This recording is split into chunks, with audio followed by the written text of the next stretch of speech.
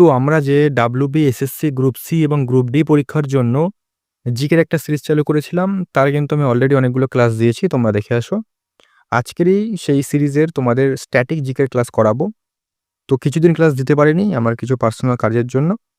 তো আজকের থেকে তোমাদের আবার ক্লাস চালু হচ্ছে। আজকে থেকে তোমাদের যেমন আজকে তোমাদের স্ট্যাটিক জিকের ক্লাস দিচ্ছি, এর পরবর্তীতে তোমাদের কিন্তু যেমন কন্টিনিউ ক্লাস হচ্ছিল ইতিহাস, ভূগোল, পলিটি, বাকি যে সমস্ত তোমাদের সিলেবাসে নতুন নতুন টপিকগুলো অ্যাড করা হয়েছে তারও কিন্তু কাজ চলছে। সেগুলো কিন্তু হলে আমি একেবারে দিয়ে দেবো।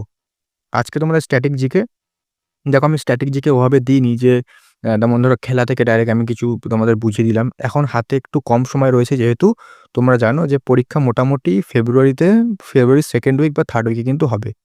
সেক্ষেত্রে হাতে যেহেতু কম সময় রয়েছে, সেক্ষেত্রে আমি তোমাদের প্রশ্নের মাধ্যমে সম্পূর্ণ এটা কিন্তু কভার করিয়ে দেবো। ঠিক আছে? আমি প্রিভিয়াস ইয়ারে যে সমস্ত প্রশ্নগুলো বিভিন্ন পরীক্ষায় এসছে পশ্চিমবঙ্গের, সেই প্রশ্নগুলো মানে স্ট্যাটিক জিকে যেগুলো গুরুত্বপূর্ণ প্রশ্ন হতে পারে, সেই প্রশ্নের মাধ্যমে প্রশ্ন বলবো এবং তার সম্পর্কিত কিন্তু যে সমস্ত তথ্যগুলো রয়েছে সেগুলো কিন্তু বুঝিয়ে দেবো। এখান থেকে আজকে তোমাদের যেমন ক্লাসে খেলা, শাস্ত্রীয় নৃত্য মানে ক্লাসিক্যাল ড্যান্স, উৎসব, ফেস্টিভ্যালস, বই ও লেখক, দেশ, রাজধানী, অন্যান্য যে সমস্ত স্ট্যাটিক জিকের প্রশ্ন হয় সেগুলো কিন্তু আলোচনা করব। ক্লাসটা করলেই বুঝতে পারবে যে ক্লাসটা কতটা গুরুত্বপূর্ণ, এবং তোমরা এর যদি ডিজিটাল নোটস নিতে চাও তাহলে কিন্তু শেষ পর্যন্ত দেখো, তাহলেই বুঝতে পারবে যে ডিজিটাল নোটস কী করে সংগ্রহ করবে। তো আর তোমরা আমি যখন প্রশ্ন উত্তর করাবো, তোমরা যদি উত্তর জানো অবশ্যই ভিডিওটা পজ করে উত্তরটা কমেন্ট করবে, যাতে তোমরা দেখতে পারবে তোমরা কতটা জানো। পরিষ্কার? আর আমাদের টেলিগ্রামে অবশ্যই জয়েন করে নাও, সেখানে কিন্তু বিভিন্ন আপডেট পিডিএফ কিন্তু সেখানে শেয়ার করা হয়। পরিষ্কার? তো শুরু করছি আজকের ক্লাস। দেখো, প্রথম প্রশ্ন কি বলছে? প্রথম প্রশ্ন বলছে, নিম্নের কোন প্রকার বিহু রঙ্গোলি বিহু নামে পরিচিত? রঙ্গোলি বিহু কোন বিহু পরিচিত? অপশন ক মাঘ বিহু, অপশন খ ভোগলী বিহু, অপশন গ বহগ বিহু, অপশন ঘ কঙ্গলি বিহু। তো এখানে তোমরা যারা উত্তর জানো অবশ্যই কমেন্ট করো, আমি উত্তর বলে দিচ্ছি। এখানে কিন্তু উত্তর যদি বলি সঠিক উত্তরের কথা, এখানে কিন্তু এক সেকেন্ডটা, হ্যাঁ সঠিক উত্তর হবে এখানে, তোমাদের এক সেকেন্ড পেনটা নিয়ে নিই। সঠিক উত্তর হবে কিন্তু অপশন নাম্বার গ, বহাগ বিহু। ঠিক আছে? এবার দেখো, আমরা বিহু সম্পর্কে সব জেনে নিই। দেখো এখানে বিহু আমি উত্তর এখানে লিখে দিয়েছি, উত্তর গ হবে। দেখো বিহু কি? বিহু হচ্ছে আসামের উৎসব। তোমরা স্ক্রিনে দেখতেই পাচ্ছ, আমি সব কিছু লিখে দিয়েছি। বিহু আসামের উৎসব, এটি বছরে 3বার হয়ে থাকে। রঙ্গোলি বিহু বা বহগ বিহু একই বিহু, সেটা হচ্ছে এপ্রিলে, এটা হচ্ছে আসামে নববর্ষ হিসেবে পালন হয়। কাটি বিহু বা কঙ্গলি বিহু এটা অক্টোবরে পালন করা হয়। ভোগলী বিহু বা মাঘ বিহু এটা জানুয়ারিতে পালন করা হয়। আসামের অন্যান্য উৎসব কি কি আছে? ভাইখো, আম্বুবাচি মেলা, মাজুলি উৎসব, আলি আই লৃগাং। এখানে হচ্ছে এখানে একটা আছে ভাইসাগু, এটাও কিন্তু আসামের একটা উৎসব, এটা ফেমাস উৎসব। ঠিক আছে? এখানে ভাইখো দুবার পড়ে গেছে। ভাইসাগু কিন্তু আসামের একটা গুরুত্বপূর্ণ উৎসব। তো এভাবেই কিন্তু প্রত্যেকটা প্রশ্ন আলোচনা করবো, তার সাথে কিন্তু বাকি যে ফ্যাক্টসগুলো আছে বা তথ্যগুলো সেগুলো কিন্তু দেবো, তাহলে কিন্তু সমস্যাটাই কমপ্লিট হয়ে যাবে। তো দেখো বিহুটাও সম্পূর্ণ কমপ্লিট হয়ে গেল, আসামের উৎসবগুলো কিন্তু একেবারে আমরা দেখে নিলাম। পরবর্তী প্রশ্ন দেখো, একটু বড় করে হালকা, ঠিক আছে। 2 নম্বর, সুলতান জোহর কাপ কোন খেলার সাথে যুক্ত? অপশন ক ফুটবল, অপশন খ হকি, অপশন গ বাস্কেটবল, অপশন ঘ ক্রিকেট। তো সুলতান জোহর কাপ, এটা যদি কথা বলি, বলছে সুলতান জোহর কাপ কোন খেলার সাথে যুক্ত। তো সুলতান জোহর কাপ কোন খেলার সাথে যুক্ত? তো এখানে উত্তর যদি কথা বলি, দেখো ফুটবল হবে না, এখানে উত্তর হবে কিন্তু আমাদের হকি। ঠিক আছে? সুলতান জোহর কাপ কিন্তু হকির সাথে যুক্ত। চলে আসি এবার, কোন খেলা কোন কাপ কোন খেলার সাথে যুক্ত একবার দেখি। উত্তর খ আমি তোমাদের বলে দিলাম, হকির সাথে দেখি কি কি খেলা যুক্ত। ঠিক আছে? হকির সাথে যুক্ত নেহেরু ট্রফি, সুলতান Azlan Shah cup, Maharaja Ranjit Singh cup, Aga Khan cup. তো এগুলো হচ্ছে তোমাদের হকির সাথে যুক্ত, এগুলো কিন্তু মনে রাখতে হবে।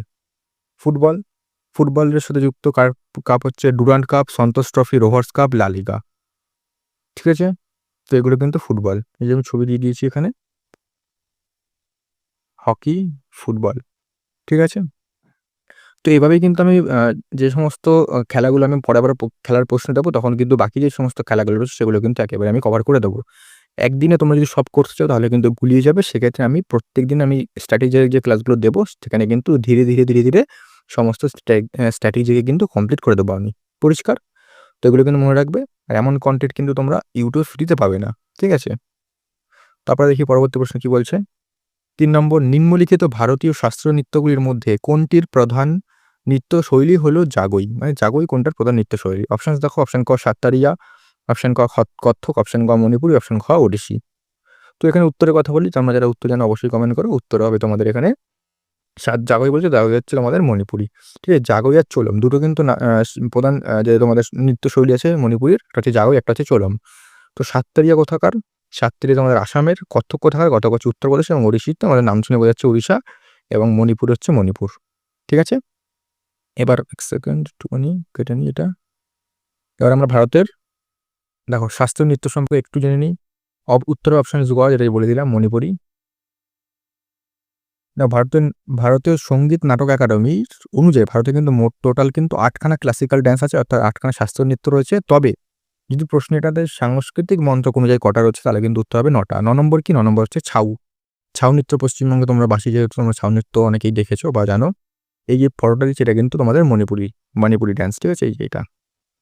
ঠিক আছে? এবার মণিপুরি ড্যান্স হচ্ছে মণিপুরের শাসনতন্ত্র, যেটা বলে দিলাম। বা মণিপুরের যে এক্সপোনেন্টস গুলো যারা রয়েছেন তাদের নাম দেখে নাও। মানে ফেমাস যে ব্যক্তিত্ব মণিপুরি ড্যান্সের সাথে সম্পর্কিত: গুরু বিপিন সিং খুব গুরুত্বপূর্ণ, নির্মলা মেহতা খুব গুরুত্বপূর্ণ, চারু মাথুর, জাবেরি সিস্টারটাও কিন্তু খুব গুরুত্বপূর্ণ। এটা কিন্তু স্টেটের এক্সামে বেশিরভাগ দেওয়া হয় যে জাবেরি সিস্টার কোন ড্যান্সের সাথে যুক্ত।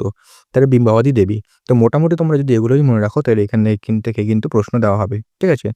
যেহেতু এটা একটা এই পরীক্ষায় অত ডেপথে তোমরা জিজ্ঞেস করবে না, তাও কিন্তু এগুলো কিন্তু ভালো করে তোমাদের দেখতে হবে।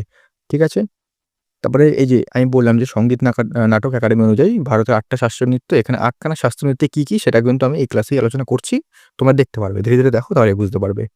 তারপরে প্রশ্ন কি বলছে? ৪ নম্বর, কে কৃষ্ণ আইয়ার কোন নিম্নের কোন নৃত্যকলার সাথে যুক্ত? অপশন দেখো। অপশন নাম্বার ক কত্থক, অপশন খ ওডিসি, অপশন গ কুচিপুড়ি, অপশন ঘ ভারতনাট্যম। তো কে কৃষ্ণ আইয়ার, তো এখানে যদি আমি বলি এটার উত্তর কি হবে? তোমরা যারা জানো অবশ্যই যেটা বলছি কমেন্ট করো। উত্তর হবে কিন্তু ভারতনাট্যম। তিনি কিন্তু ভারতনাট্যমের সাথে যুক্ত। দেখো এবার আমরা ভারতনাট্যম এবং বাকি যে ক্লাসিক্যাল ড্যান্সগুলো আছে তার সম্পর্কে জেনে নিই। দেখো ভারতনাট্যম কোথাকার শাস্ত্রীয় নৃত্য? এটা হচ্ছে তামিলনাড়ু। কত্থক উত্তরপ্রদেশ। এক সেকেন্ড, কত্থক হচ্ছে আমাদের উত্তরপ্রদেশ। ঠিক আছে? কত্থক উত্তর ভারত না উত্তরপ্রদেশ হবে। কথাকলি যেমন কেরালা, মণিপুর, কুচিপুড়ি অন্ধ্রপ্রদেশ, ওড়িশি ওড়িশা, মোহিনীঅট্টম কেরালা, সাত্রিয়া হচ্ছে আসাম, ছৌ এখানে ছৌ হবে। ছৌ কিন্তু তোমাদের ৩ খানা রাজ্যে হয়। একটা হচ্ছে ঝাড়খণ্ড, একটা উড়িষ্যা, একটা হচ্ছে পশ্চিমবঙ্গ। পশ্চিমবঙ্গের পুরুলিয়া, আর ঝাড়খণ্ড উড়িষ্যায় তোমাদের নামটা ঠিক আছে, অতটা তোমার ডেপথে জিজ্ঞেস করো না। যাই হোক, পশ্চিমবঙ্গের জিজ্ঞেস করতে পারে, পশ্চিমবঙ্গে কিন্তু পুরুলিয়া। তোমাদের এইখানে তোমাদের একটা জিনিস জিজ্ঞেস করতে পারে যে কোন রাজ্যে ২টো ক্লাসিক্যাল ড্যান্স রয়েছে? সেটা কিন্তু তোমরা দেখতে পারো এখানে কিন্তু কেরালা মোহিনীঅট্টম এবং কথাকলি দুটো কিন্তু ক্লাসিক্যাল ড্যান্স রয়েছে। এগুলো একটু তোমাদের ট্রিকি কোয়েশ্চেন দিতে পারে। ভারতনাট্যম সম্পর্কে একটু জানি। ভারতনাট্যম হচ্ছে ভারতের সবচেয়ে পুরনো ক্লাসিক্যাল ডান্স, এবং ১৯১০ সালে কিন্তু ব্রিটিশরা এই যে ক্লাসিক্যাল ডান্স সেটাকে কিন্তু ব্যান করে দিয়েছিল। তারপরে সদিরাট্টাম, একার্য মানে একারিয়া, এগুলো কিন্তু এই ভারতনাট্যমের অন্যান্য নাম। এগুলো কিন্তু অবশ্যই দেখে রাখবে, এগুলো কিন্তু দিতে পারে। তারপর এখানে যে এক্সপোনেন্টস গুলো রয়েছেন, অর্থাৎ যে এই নাচের সাথে সম্পর্কিত ব্যক্তিত্ব, তাদের নাম একটা জেনে নিই। আরলমাইল ভেল্লি, এটা কিন্তু গুরুত্বপূর্ণ। রুক্মিণী দেবী অরুণ ডালে, এটাও কিন্তু খুব গুরুত্বপূর্ণ। বালা সরস্বতী, মৃণালিনী সারাবাই, মল্লিকা সারাবাই, ইয়ামিনী কৃষ্ণমূর্তি, ইনি কিন্তু খুবই গুরুত্বপূর্ণ এই ব্যক্তিত্ব। এরা কিন্তু খুবই গুরুত্বপূর্ণ ইনি। এগুলো কিন্তু ভালো করে দেখবে। লীলা স্যামসন, সোনাল মানসিং, মীনাক্ষী পিল্লাই, এগুলো কিন্তু ভালো করে দেখবে। ঠিক আছে? এগুলো কিন্তু পরীক্ষায় দেওয়া হতে পারে। হয়ে গেল এক্সপেরিয়েন্সগুলো একটু গুরুত্বপূর্ণ, মানে কে কোন ড্যান্সের সাথে জড়িত, এগুলো কিন্তু দেয় পরীক্ষায়। পরবর্তী প্রশ্ন কি বলছে? ত্রিশূরপুরম উৎসব কোন রাজ্যে পালিত হয়? দেখো অপশনস দেখো। অপশন ক কর্ণাটক, অপশন খ কেরল, অপশন গ অন্ধ্রপ্রদেশ, অপশন ঘ তামিলনাড়ু। তো ত্রিশূরপুরমে যদি আমি কথা বলি, ত্রিশূরপুরম কোন রাজ্যে হয়? ত্রিশূরপুরম কিন্তু উত্তর হবে অপশন নাম্বার খ কেরল। আমি কিন্তু যখন অপশনগুলো বলবো তোমরা ভিডিওটা পজ করে অবশ্যই কিন্তু উত্তরটা দেবে, তাহলে কিন্তু তোমাদের লাভ হবে। এবার দেখে নিই। দেখো ত্রিশূরপুরম কেরালা আমি বললাম, এবং কেরালার অন্যান্য যে এখানে ত্রিশূরপুরমের আমি ছবিটা দিয়ে দিয়েছি। এই যে এটা হচ্ছে ত্রিশূরপুরম উৎসব। তো কেরালের অন্যান্য উৎসবগুলো দেখে নিই আমরা কি আছে। ভিশু, সেটা হচ্ছে তোমাদের যদি বলে কেরালার নববর্ষ মানে কোনটা, এটা হচ্ছে ভিশু। ঠিক আছে? আট্টুকাল পোঙ্গাল কেরালার একটা উৎসব। ভাল্লামকালি বোট রেস, থেয়াম আরাট্টু, এগুলো কিন্তু কেরালার উৎসব। এগুলো কিন্তু জেনে রাখবে। আমরা কিন্তু একে একে সমস্ত স্টেটের উৎসবগুলো জেনে নেব। ঠিক আছে? দেখে নাও পরবর্তী প্রশ্ন কি বলছে। মাঠে খেলা চলাকালীন একটি হকি দলে কতজন খেলোয়াড় থাকে? এটা কিন্তু খুব গুরুত্বপূর্ণ একটা প্রশ্ন যে কোন খেলার সাথে কতজন ব্যক্তি জড়িত থাকে, মানে কোন খেলায় কতজন খেলোয়াড় থাকে, এটা কিন্তু পরীক্ষায় দেওয়া হয়। অপশন দেখো। অপশন ক ১১, অপশন ক ১২, অপশন গ ১০, অপশন ঘ ৮। তো হকিটা একটু সোজা আছে। হকি, ফুটবল, ক্রিকেট, এগুলো কিন্তু সবই ১১ জন হয়। ঠিক আছে? অপশন নাম্বার ক ১১। হকি, ক্রিকেট, ফুটবল, এগুলো বেশিরভাগ, এগুলো কিন্তু সবই ১১ জন করে খেলোয়াড় থাকে মাঠে। অপশনস ক দেখে বলে দিলাম। এবার দেখি আমরা কোন খেলা, বাকি খেলাগুলো দেখে নিই। দেখো পোলোর ক্ষেত্রে কিন্তু ৪ জন থাকে মাঠে। ওয়াটার পোলোর ক্ষেত্রে কিন্তু 7 জন থাকে। কবাডির ক্ষেত্রে 7 জন, ভলিবলের ক্ষেত্রে 6 জন। আমি এখানে ছবিগুলো দিয়ে দিচ্ছি, তোমরা ছবিগুলো একটুখানি দেখে নেবে, তাহলে একটু মনে রাখতে তোমার সুবিধা হবে। ঠিক আছে? এই যে ছবিগুলো দিয়ে দিচ্ছি এখানে। এটা হচ্ছে কবাডি, এটা হচ্ছে তোমাদের ভলিবল, এটা পোলো, এটা হচ্ছে তোমাদের ওয়াটার পোলো। এই যে পোলো দেখতে পাচ্ছ, যে পোলো বা চৌগান। একটা প্রশ্ন জিজ্ঞেস করি ইতিহাস থেকে, দেখো তোমরা কমেন্ট করে যারা জানো যে পোলো বা চৌগান খেলতে গিয়ে কোন দিল্লি সালতানের যে আ রাজা ছিলেন তিনি মারা যান? এটা কিন্তু তোমরা যারা জানো তারা কিন্তু অবশ্যই কমেন্ট করে জানাও। ঠিক আছে? পরবর্তী প্রশ্ন দেখো, চিত্রগুপ্ত নিম্নলিখিত কোন লেখকের ছদ্মনাম? দেখো পশ্চিমবঙ্গের পরীক্ষায় কিন্তু এই ছদ্মনাম, কোনটা কার ছদ্মনাম সেটা কিন্তু পরীক্ষায় দেয়।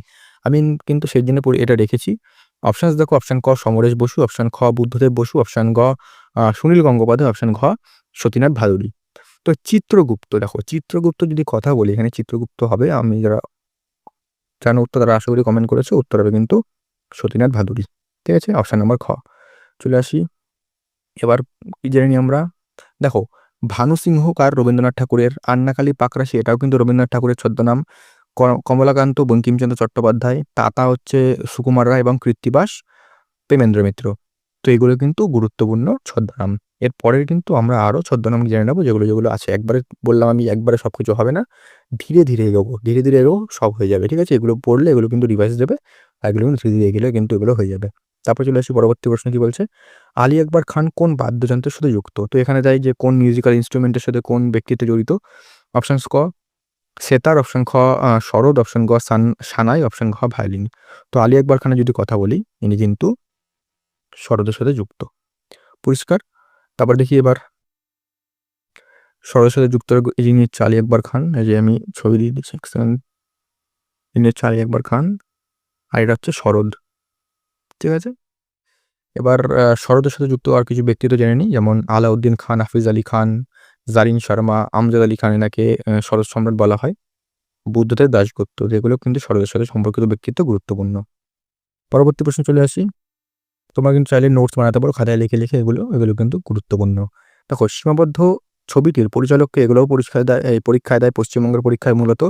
অপশন ক সত্যজিৎ রায়, অপশন খ মৃণাল সেন, অপশন গ বুদ্ধদেব দাশগুপ্ত, অপশন ঘ গৌতম ঘোষ। তো আমি যদি এটার উত্তর বলি, তোমরা যারা জানো অবশ্যই কমেন্ট করো, আমি উত্তর বলে দিচ্ছি, উত্তর হবে সত্যজিৎ রায়। ঠিক আছে? দেখে নি, দেখো আরো কিছু ছবি এবং তার পরিচালকের নাম জেনে নিই আমরা।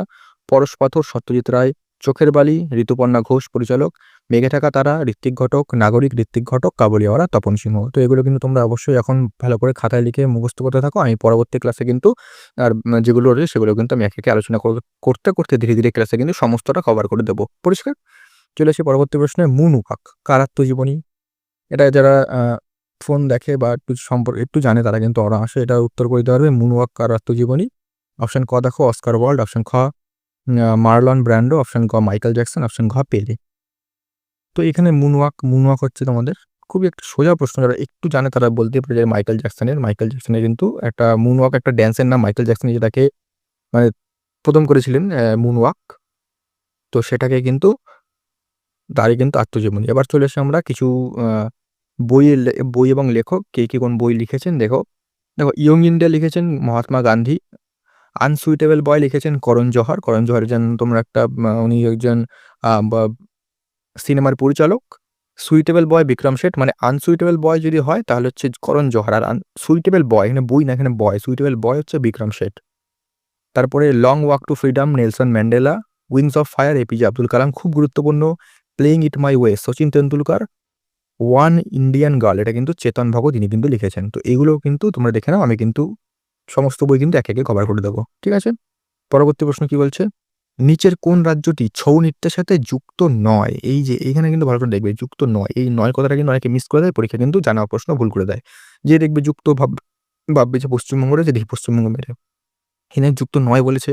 তোমাদের আমি প্রথমেই বললাম যে এখানে উড়িষ্যার সাথে যুক্ত, পশ্চিমবঙ্গের সাথে যুক্ত, আর ঝাড়খণ্ডের সাথে যুক্ত। তাহলে উত্তর কি হবে? উত্তর হবে কিন্তু অপশন নাম্বার গ তামিলনাড়ুর সাথে যুক্ত নয়। তো এখানে যে যুক্ত নয় প্রশ্নগুলো কিন্তু একটু ভালো করে মনোযোগ সহকারে দেখবে, তাহলে কিন্তু সুবিধা হবে।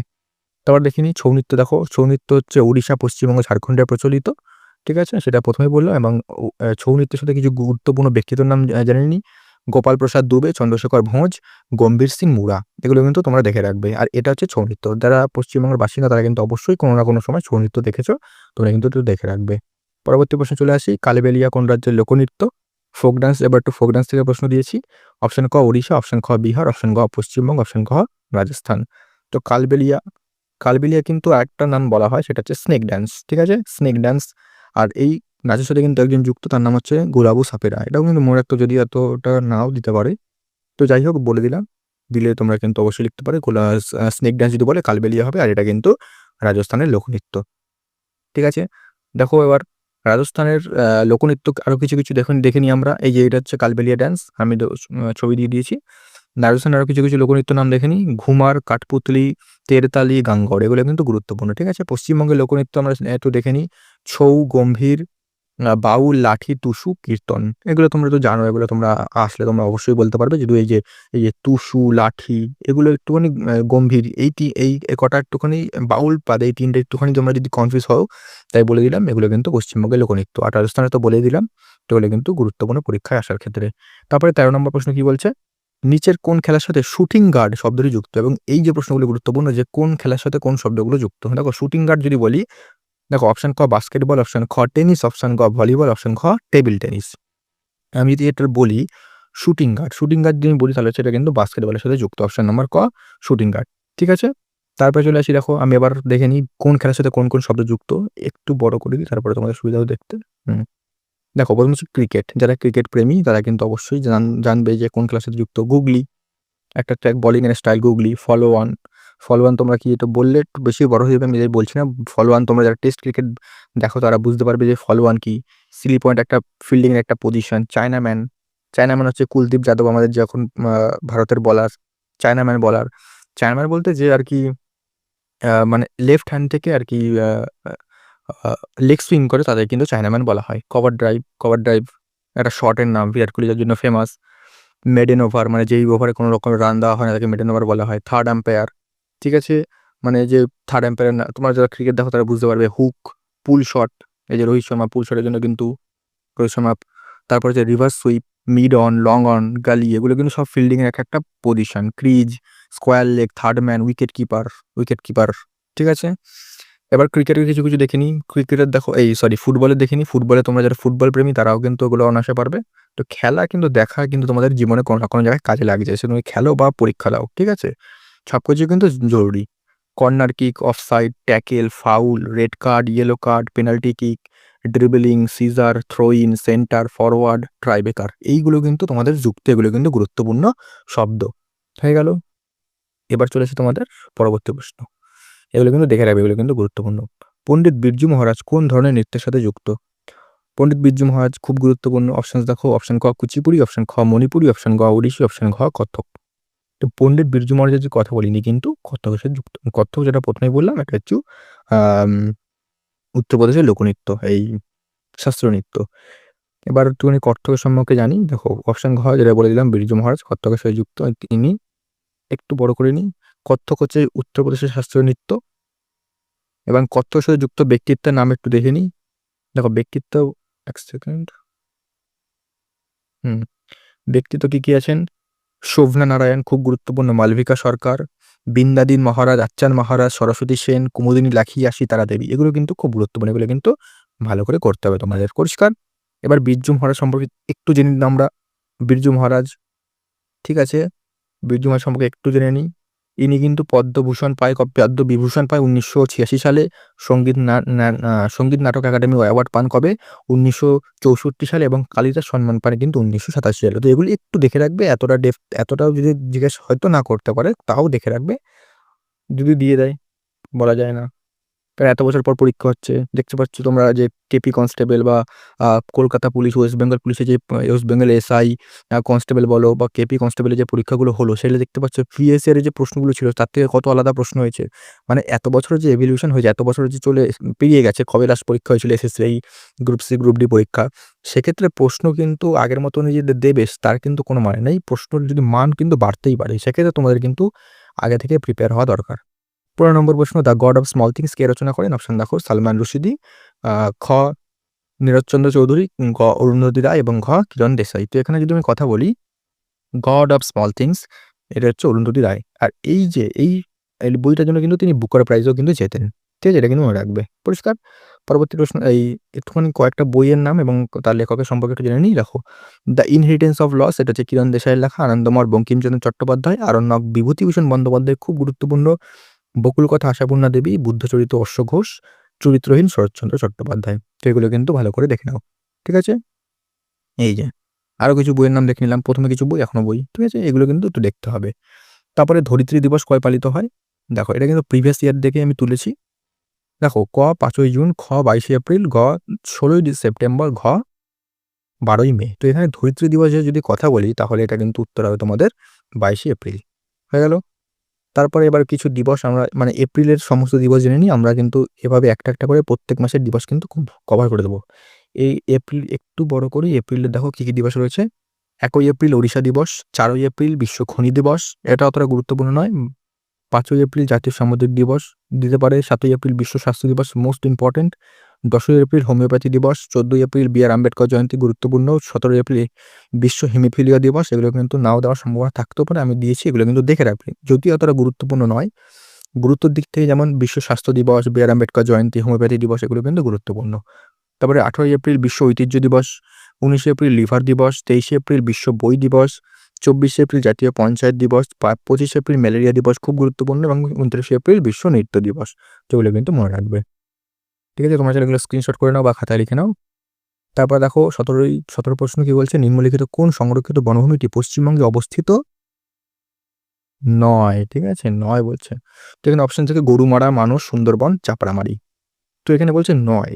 অর্থাৎ বাকি ৩টে যারা পশ্চিমবঙ্গে হবে, গরুমারা তোমরা সকলে জানো পশ্চিমবঙ্গে, সুন্দরবন পশ্চিমবঙ্গে, চাপড়ামারি পশ্চিমবঙ্গে। তো এক্ষেত্রে আমাদের উত্তর হবে মানস। মানস কোথায়? মানস হচ্ছে আসাম। এখানে লিখে দিয়েছি মানস কিন্তু আসামে, একটু বড় করি। এবার দেখি পশ্চিমবঙ্গের জাতীয় উদ্যান, আজকে ২টো জাতীয় উদ্যান দেখব, পরবর্তীতে কিন্তু বাকিগুলো কভার করে দেব। সিঙ্গালিলা জাতীয় উদ্যান দার্জিলিংয়ে অবস্থিত। সিঙ্গাইলা জাতীয় উদ্যান দার্জিলিংয়ে অবস্থিত, পশ্চিমবঙ্গের ক্ষুদ্রতম, লাল পান্ডার জন্য বিখ্যাত। ১৯৯২ সালে এর জাতীয় উদ্যানের স্বীকৃতি পায়। বক্সা কালিম্পংয়ে অবস্থিত। আর ১৯৮৬ সালে প্রতিষ্ঠিত হয় এবং এটাও কিন্তু লাল পান্ডার জন্য বিখ্যাত। বক্সা এবং সিঙ্গালিলা।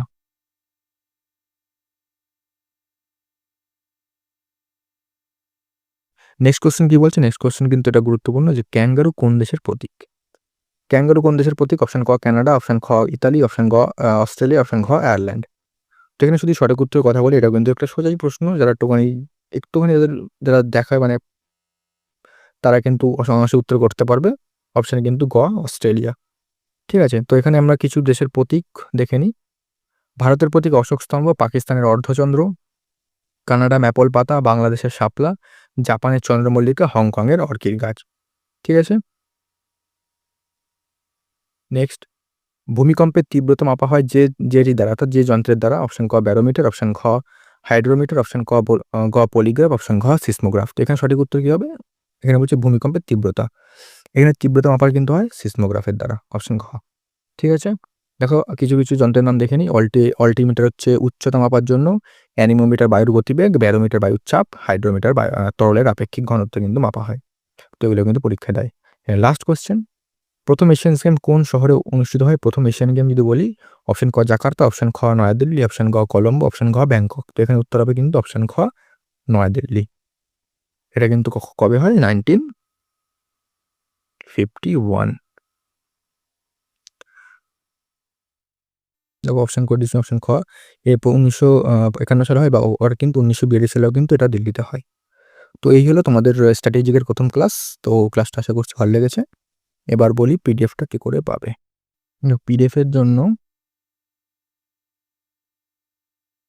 পিডিএফের জন্য দেখো পিডিএফ চাইলে আমি ফ্রিতে দিতে পারতাম, কিন্তু ফ্রির জিনিসের গুরুত্ব কম। সেক্ষেত্রে আমি একটা অ্যামাউন্ট রেখেছি।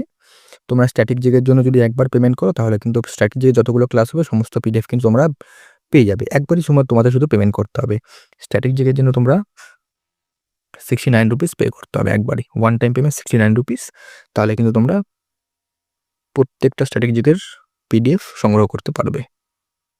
ঠিক আছে? এবার হচ্ছে বললাম যে 69 রুপিস তোমাদের দিতে হবে, কিন্তু তোমরা কন্ট্যাক্ট কোথায় করবে? কন্ট্যাক্ট করবে এই নাম্বারে। নাম্বারটা একবার দিয়ে দিই, 97 48070028 এই নাম্বারে কিন্তু তোমরা কন্ট্যাক্ট করলে দেখো 9748070028 এখানে হোয়াটসঅ্যাপ করো। তোমরা যদি যেহেতু তোমরা ভূগোলের বা ইতিহাসের বা যে কোনো সাবজেক্ট নিতে চাও প্রত্যেক সাবজেক্টের কিন্তু 69 রুপিস। প্রত্যেক সাবজেক্ট একবার পেমেন্ট করো এবং প্রত্যেকটা সাবজেক্টের ধরো এক সেকেন্ড একটু ছোটো করে হ্যাঁ, তুমি ধরো ভূগোলের জন্য একবার পেমেন্ট করলে তো ভূগোলের সমস্ত পিডিএফ পেয়ে যাবে, ইতিহাসের জন্য একবার করলে ইতিহাসের সমস্ত পিডিএফ পেয়ে যাবে, স্ট্যাটিক জিকের জন্য একবার করলে স্ট্যাটিক জিকের সমস্ত পিডিএফ পেয়ে যাবে, পলিটির জন্য একবার করলে পলিটির সমস্ত পিডিএফ পেয়ে যাবে। অর্থাৎ প্রত্যেকটা সাবজেক্টের জন্য তোমাদের একবার করে যদি পেমেন্ট করো তাহলে কিন্তু প্রত্যেকটা সাবজেক্টের পিডিএফ পেয়ে যাবে। এবার ডিজিটাল নোটস, ঠিক আছে, অনলি 69 রুপিস। এগুলো কিন্তু এইভাবে কিন্তু কেউ দেবে না। পিডিএফটা একবার তোমাদের দেখিয়ে রাখো, দেখো প্রশ্ন তার সাথে কিন্তু এগুলো এইভাবে দেওয়া রয়েছে সাজানো ছবি সহ, ঠিক আছে। তো ক্লাসটা কিন্তু অবশ্যই বন্ধুদের মাধ্যমে মাঝে শেয়ার করে যারা এই পরীক্ষা দেবে। আর পরবর্তীতে কিন্তু তোমাদের আরও ক্লাস আসবে। আর আমাদের টেলিগ্রামে অবশ্যই জয়েন করো। তো দেখা হচ্ছে পরবর্তী ক্লাসে নতুন ক্লাস নিয়ে।